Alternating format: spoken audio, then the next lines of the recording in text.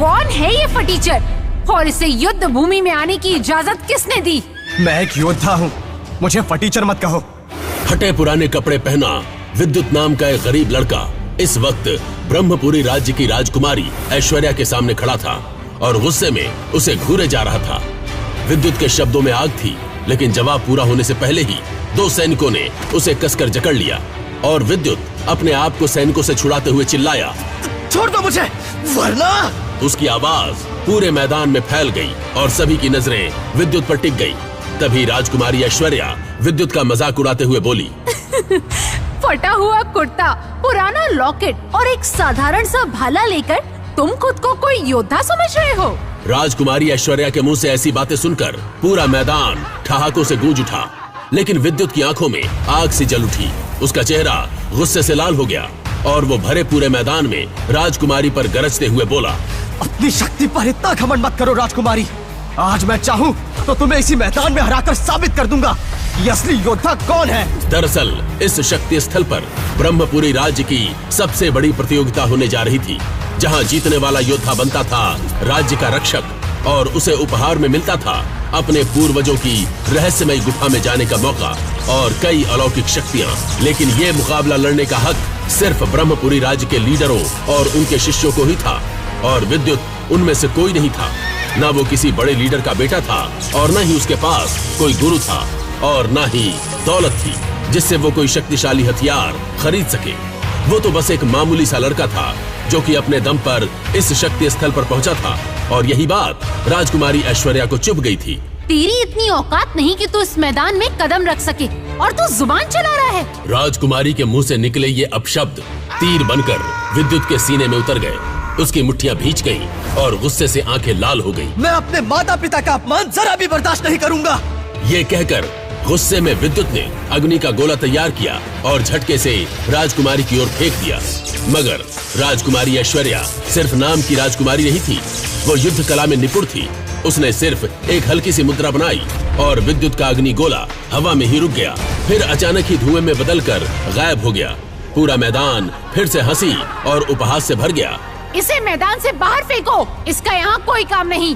राजकुमारी के आदेश पर सैनिकों ने विद्युत को मैदान से बाहर कर दिया, लेकिन विद्युत की आंखों में अब भी वही ज्वाला थी। गुस्से में वो युद्ध स्थल से बाहर आया और बाजार से गुजर रहा था, तब अचानक उसने वो देखा जो आम इंसान कभी नहीं देख सकता था। अरे देखो, आसमान से सूरज नीचे आ रहा है। ब्रह्मपुरी राज्य में अपनी बूढ़ी दादी के साथ रहने वाला ये लड़का विद्युत बाजार में एक अजीब सी चमकती रोशनी देखकर हैरान रह गया, लेकिन विद्युत अनजान था कि उस रोशनी के पीछे छुपा है उसका असली भाग्य और एक ऐसी जंग जो उसकी दुनिया बदल कर रख देगी। भीड़ भाड़ वाले बाजार में लोग अपने अपने काम में लगे थे, पर विद्युत की आंखें आसमान की तरफ टिकी थी। उसे सचमुच ऐसा लगा मानो सूरज धीरे धीरे धरती की ओर उतर रहा हो, लेकिन लोग उसकी बात सुनकर हंसने लगे। पागल है क्या? क्या बकवास कर रहा है ये? विद्युत की इस बात पर लोगों ने जोर से ठहाके लगाए और हर तरफ हंसी गूंज उठी, लेकिन विद्युत के चेहरे पर एक गंभीरता थी। उसने किसी की परवाह नहीं की और बेचैनी में वो किले की ऊंची मीनार पर चढ़ गया और मशाल आग के कुंड में डाल दी।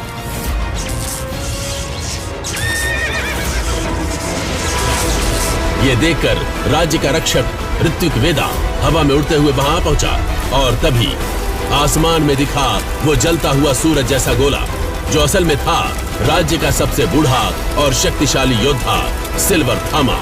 ऋत्विक वेदा तुरंत हवा में उड़कर उस जलते गोले को रोकने पहुंचा, जिससे दोनों वीर आमने सामने आ गए। ऋत्विक वेदा ने उसे बचाया और पूछा कि उसके साथ क्या हुआ, तो योद्धा सिल्वर थामा बोला, एक रहस्यमय योद्धा मुझसे मेरा अग्नि ग्रंथ छीनना चाहती थी, पर मैं ये ग्रंथ इसके सच्चे वारिस को ही दूंगा।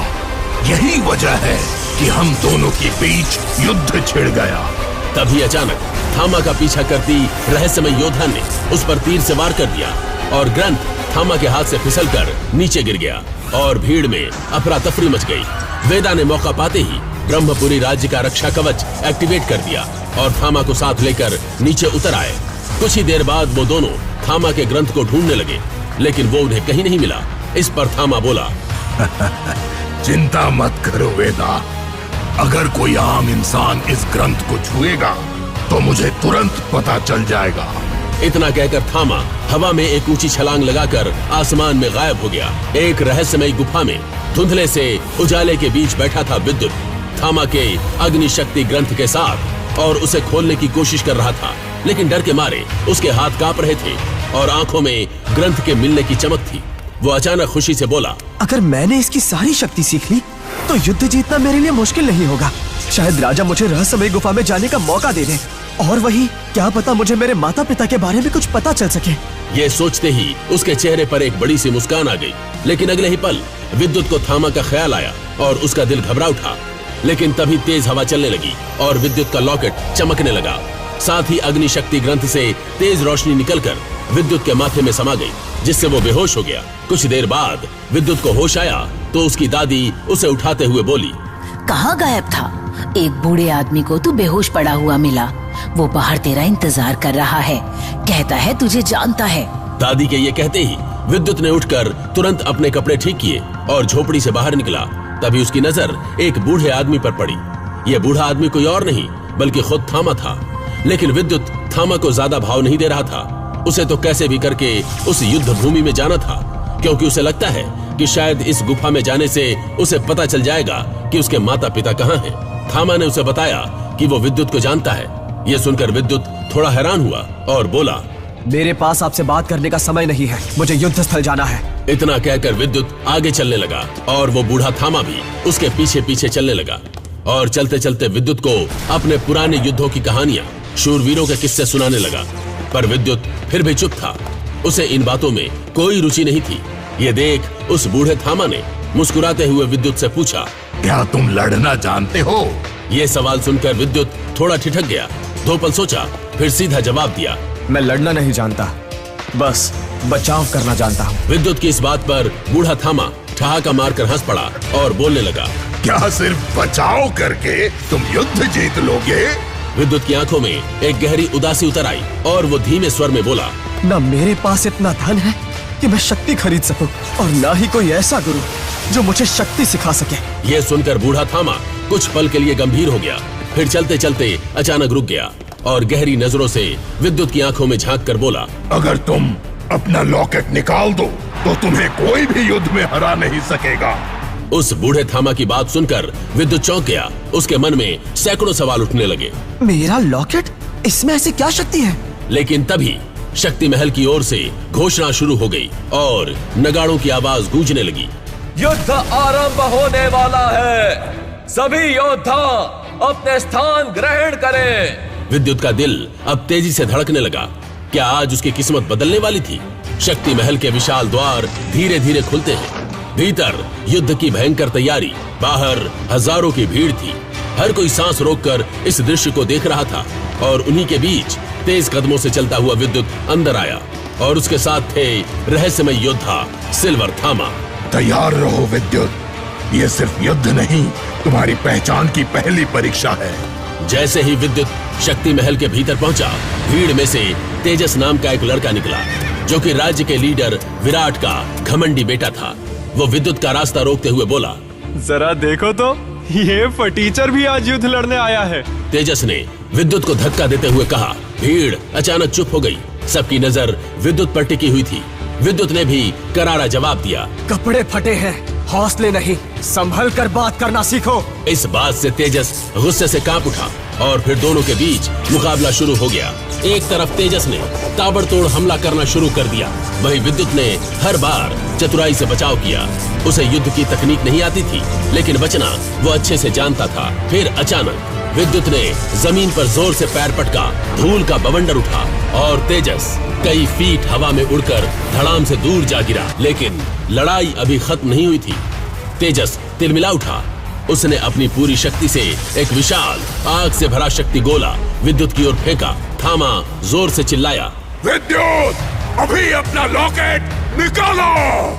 लेकिन विद्युत कुछ समझ पाता उससे पहले ही पूरा इलाका राख में बदल गया।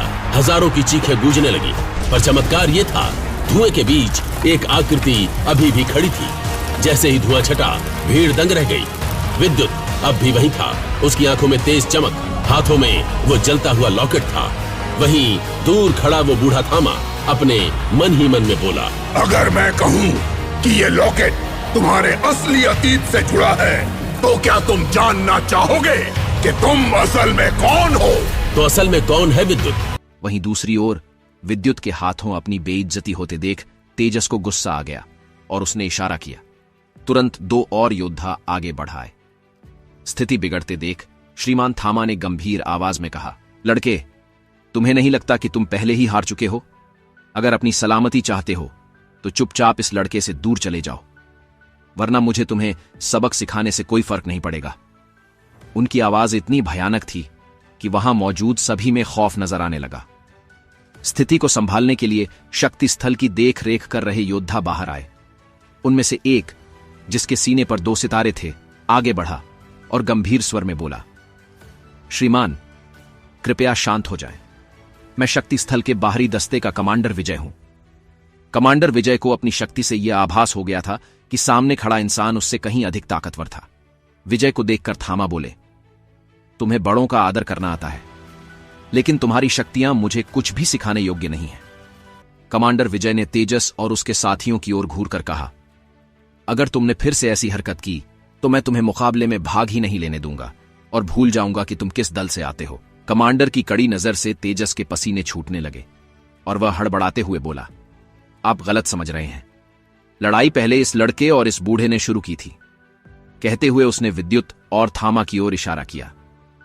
विजय तेज आवाज में गरज कर बोला, तुम्हें बड़ों से बात करने की तमीज है या नहीं? ये एक उच्च स्तर के योद्धा हैं। लगता है मुझे लीडर विराट से मिलना होगा तेजस, क्योंकि तुम ऐसे नहीं सुधरोगे। कमांडर के मुंह से अपने पिता विराट का नाम सुनकर तेजस सहम गया और झिझकते हुए माफी मांगने लगा। विजय की नाराजगी के बावजूद उसने थामा से माफी मांगी और फिर विजय की ओर विनम्रता से देखने लगा। विजय ने कहा, अपने गुरु का पत्र लाओ और कल शक्ति स्थल में आना।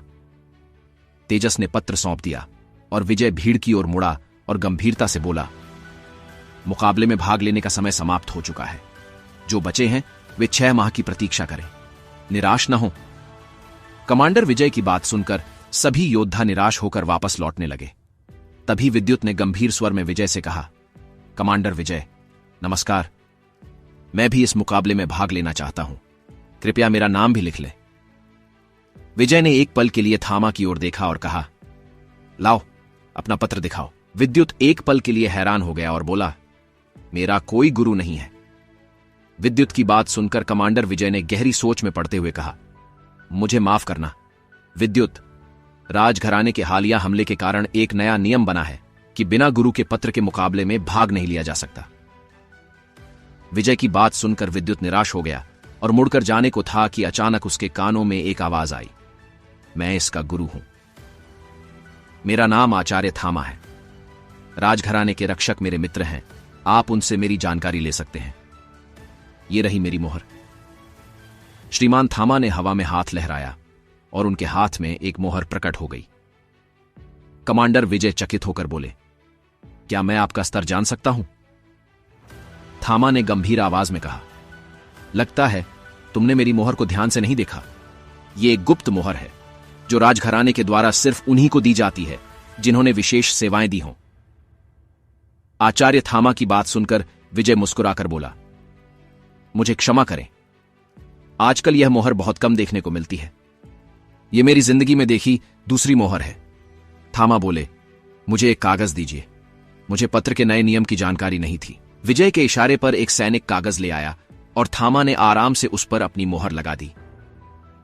विजय मोहर को देखते ही आश्चर्यचकित हो गया और झुकने ही वाला था कि थामा बोले, कमांडर विजय, ऐसा करने की आवश्यकता नहीं है। कृपया मेरी पहचान इस लड़के के सामने प्रकट न करें। विजय ने सिर हिलाकर सहमति दे दी। थामा ने विद्युत की ओर देखा और मुस्कुराते हुए कहा, ये लो, तुम अब कल समय पर आ जाना।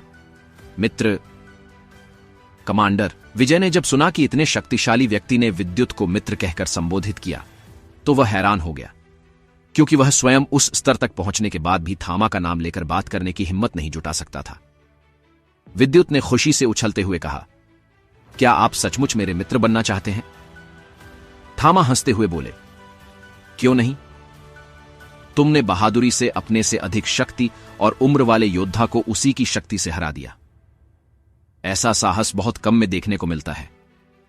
तुम तो मुझसे भी अधिक शक्तिशाली बनोगे। मुकाबले में शामिल होने की बात सुनकर विद्युत ने आचार्य थामा से मुस्कुराकर कहा, मित्र, देखना, एक दिन मैं तुम्हारा एहसान जरूर चुकाऊंगा।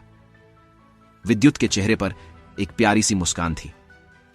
तभी वह बूढ़ा आदमी थामा गंभीर आवाज में बोला, विद्युत, एक बात का ध्यान रखना, हम मित्र हैं, यह बात किसी और को मत बताना। विद्युत ने कहा, ठीक है, पर तुमने मुझसे झूठ कहा कि तुम्हारा नाम टाइगर है। मैंने सुना कि तुम्हारा नाम थामा है, इसलिए अब से मैं तुम्हें श्रीमान थामा ही कहूंगा। थामा ने हामी में सिर हिलाकर जवाब दिया। फिर थामा ने हवा में हाथ लहराया और उनके हाथ में एक चमकदार पत्थर आ गया।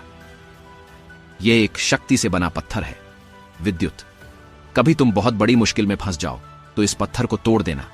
मैं तुम्हारी मदद के लिए आ जाऊंगा या मदद भेज दूंगा। और एक बात, रात को जब चांद सिर पर हो और हवाएं तेज हों तो पहाड़ी पर मिलना पर होश में।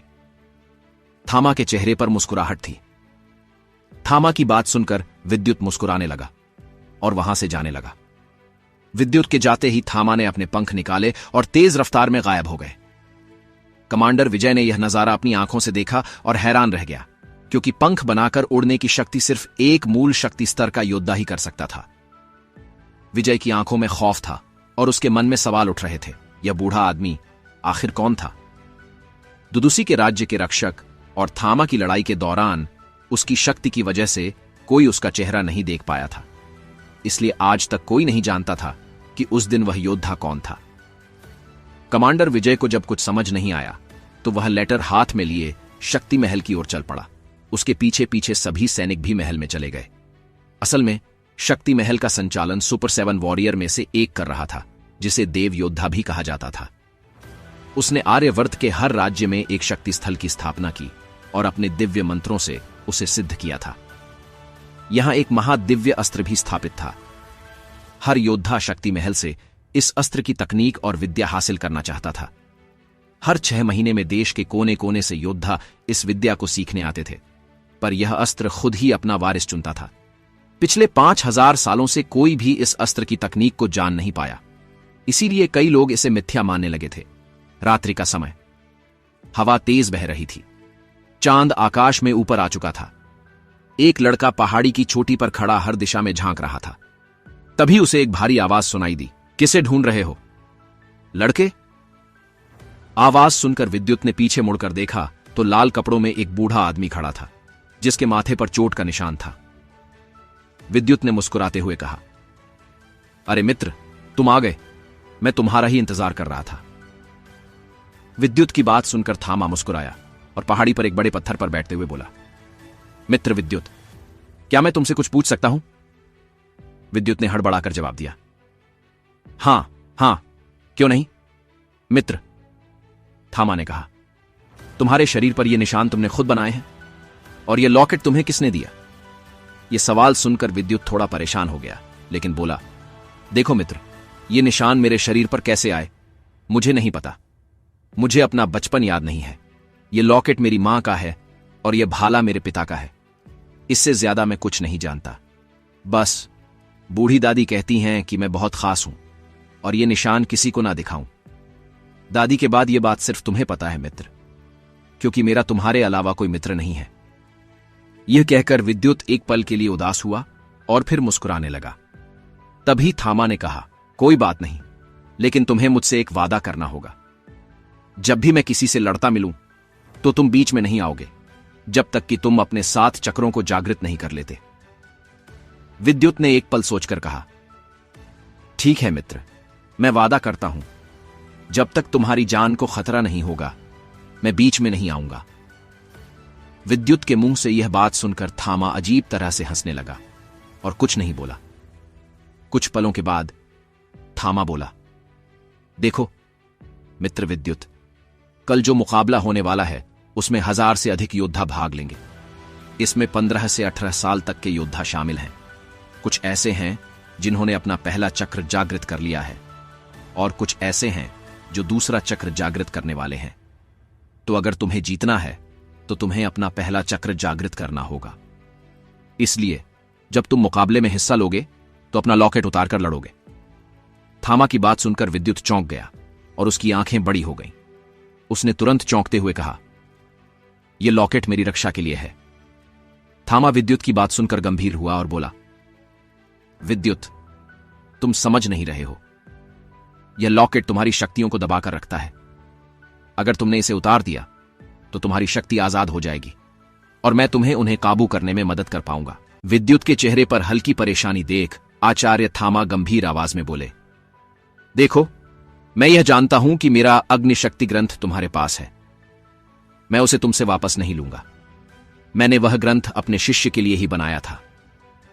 आचार्य थामा के मुंह से अग्नि शक्ति ग्रंथ का नाम सुनकर विद्युत के चेहरे पर घबराहट और उसकी आंखों में खौफ नर आने लगा। वह हड़बड़ाकर अपने कदम पीछे करने लगा। विद्युत के चेहरे पर खौफ देखकर आचार्य थामा गंभीर आवाज में बोले, देखो विद्युत, डरो मत। मैंने आज ही तुम्हें अपना शिष्य बनाया है और तुम्हारे लेटर पर अपनी गुरु की मोहर भी लगाई है। क्या तुम्हें अब भी लगता है कि मैं तुम्हें कोई नुकसान पहुंचाऊंगा? मैंने तुम्हें अपना शिष्य मान लिया है, इसलिए तुम उस ग्रंथ को अपने पास रखो। मुझे कोई ऐतराज नहीं है। उसमें रफ्तार और बचाव की तकनीक है और उसके दूसरे हिस्से में हमले की तकनीकें हैं जो मेरे पास हैं। आचार्य थामा ने विद्युत को दिखाते हुए कहा, और जब विद्युत ने उनके हाथ में ग्रंथ का दूसरा हिस्सा देखा तो वह हैरान रह गया। विद्युत की आंखों में हल्की हैरानी देख आचार्य थामा गंभीर आवाज में बोले, देखो, अगर तुम मेरी बात मानोगे तो मैं तुम्हें युद्ध और लड़ाई की वह तकनीक सिखाऊंगा कि तुम एक दिन इस धरती के सर्वश्रेष्ठ ब्रह्म योद्धा बनोगे। तुम्हारा मुकाबला वे सुपर 7 योद्धा भी नहीं कर पाएंगे जिनका नाम इस दुनिया में फैला हुआ है। आगे का फैसला तुम्हारा है। आचार्य थामा महसूस कर रहे थे कि उनकी बात सुनकर विद्युत की आंखों में चमक आ गई थी और वे समझ गए थे कि यही सही वक्त है। वे आगे बोले, लड़के, इतना ही नहीं, मेरे पास एक रहस्यमयी तकनीक है जिसके इस्तेमाल से तुम इतने ताकतवर बन जाओगे कि तुम्हें कोई घायल नहीं कर पाएगा। लेकिन उसके लिए तुम्हें अपने 3 चक्रों को जागृत करना होगा और मूल तात्विक शक्तियों को हासिल कर उन पर काबू पाना होगा। आज मैं तुम्हारे पहले मूलाधार चक्र को जागृत करने में मदद करूंगा। यह कहते हुए आचार्य थामा ने एक गहरी सांस ली। वे समझ चुके थे कि विद्युत को मनाना बहुत मुश्किल है। आचार्य थामा की बात सुनकर विद्युत खुश होकर बोला, क्या सच में आप मेरे चक्र को जागृत करने में मदद करेंगे? आप सच में मुझे वह तकनीक सिखाएंगे?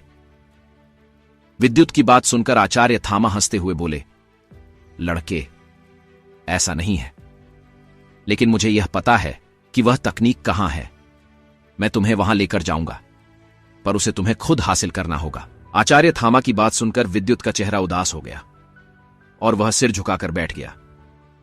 तभी थामा बोले, इस तरह हार मत मानो। लड़के, इस दुनिया में हर चीज की एक कीमत होती है और बिना कीमत दिए इस दुनिया में कुछ नहीं मिलता है। देखो, तुम कितनी भी मेहनत कर लो, तुम्हारा लॉकेट दिव्य रैंक के तिलिस्मी मणि से बना है। यह शक्ति और ऊर्जा को खींच लेता है, इसलिए तुम्हारे आसपास कोई ऊर्जा नजर नहीं आती। इसलिए मैं चाहता हूं कि जब तुम्हें लगे कि तुम मुकाबला हारने वाले हो तो तुम इस लॉकेट को उतार देना। ज्यादातर योद्धा दूर से मुकाबला करते हैं, इसलिए तुम आराम से यह लॉकेट उतार सकते हो। आचार्य थामा की बात सुनकर विद्युत ने एक पल सोचते हुए हामी में सिर हिला दिया। विद्युत की हामी देखकर आचार्य थामा गंभीर आवाज में बोले, लेकिन तुम्हें एक वादा करना होगा कि जब तक तुम बहुत ताकतवर नहीं हो जाते तब तक तुम किसी के सामने अग्निशक्ति ग्रंथ की तकनीक का इस्तेमाल नहीं करोगे। यह तकनीक बहुत खास है और जिस दिन तुम किसी अग्निमूल तत्व शक्ति को हासिल कर लोगे तब तुम्हें इस तकनीक की ताकत का पता चल जाएगा। आचार्य थामा की हर बात को विद्युत बड़े ध्यान से सुन रहा था। उसने अपने हाथ को अपने भाले से काट दिया। उसके हाथ से रक्त निकल रहा था। विद्युत ने अपना हाथ सामने लाते हुए कहा, मैं विद्युत रघुवंशी इस धरती, आकाश, जल, वायु और अग्नि को साक्षी मानकर वचन देता हूं। जैसे जैसे विद्युत बोल रहा था, आकाश में भयानक बिजली कड़क रही थी। तेज हवाएं चलने लगीं